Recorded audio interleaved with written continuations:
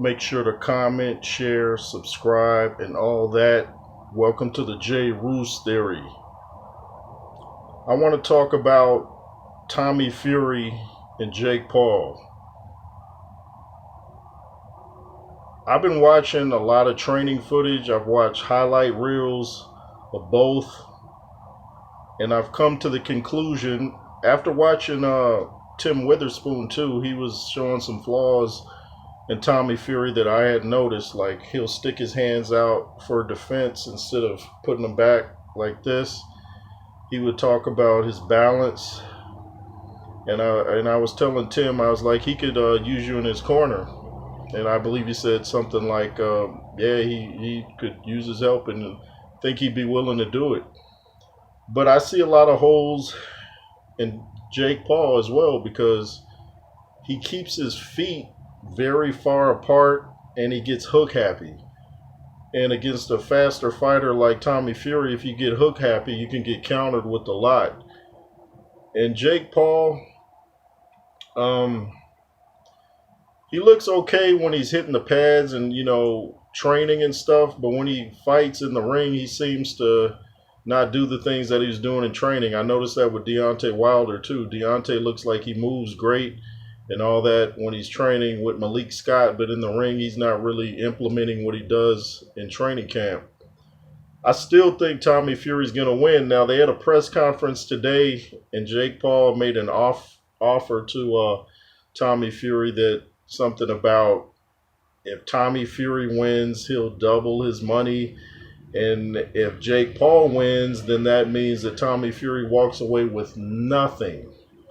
Nothing.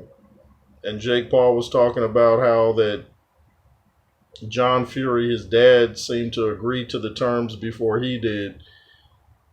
And, that might put some pressure on Tommy Fury now, because he's thinking, I have to win or I'm not getting a check. I think it would have been $1 million some. So that's a lot of money before taxes. But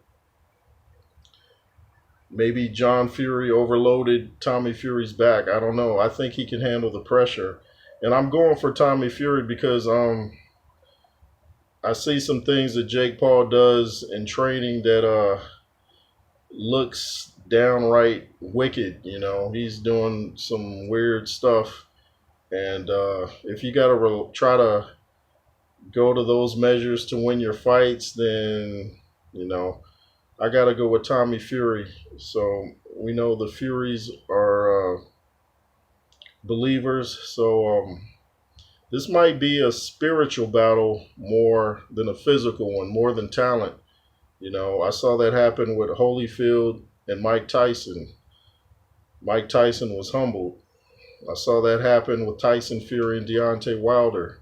Deontay Wilder was humbled. And now I think it's Jake Paul's time to be humbled. And a lot of people are favoring Jake Paul. They think, he's the knockout artist, this and that. But when I watched highlights of the fight with Anderson Silva, it looked like Anderson Silva was putting hands on him. But if you just want to go by technical, Jake Paul throws a lot of wild shots, a lot of wild hooks. He gets hook happy.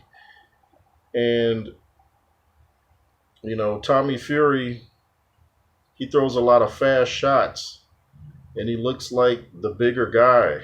So I'm sticking with Tommy Fury. And there's people out there saying, well, Jake Paul's the better fighter. He has the better track record. A track record doesn't always matter. Razor Ruddock had the better resume when he fought Lennox Lewis, and what happened? He got knocked out in 2 rounds. Let's see who else.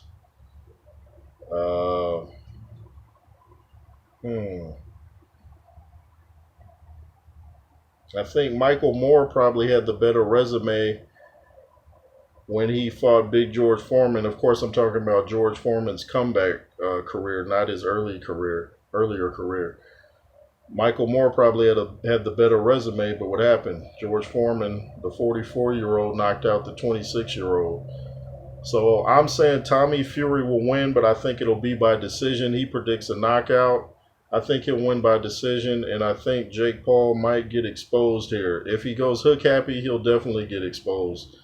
So I'm going to be in the minority right here, and I'm saying Tommy Fury wins by decision. Even if it's split decision, I say Tommy Fury. He'll probably have a rematch, and Tommy Fury will win that too. Anyway, it's the J. Roos Theory. Shout out to a couple of platforms out there. Doggy Diamonds TV. He's got so many subscribers, he doesn't even really need me to tell people to subscribe, but go subscribe. Doggy Diamonds TV, Viking Samurai, Andrew Tucker World, Lennox Roos, Boxing Wave, Showbiz the Adult, Counterpunch Boxing News, Mr. Boxing Today 2. If I'm forgetting anybody, my apologies. Anyway, like I said, it's been the J. Roos Theory. Make sure to comment, share, subscribe. LSR forever, the reason I do this. And be fearless. Yay, yay.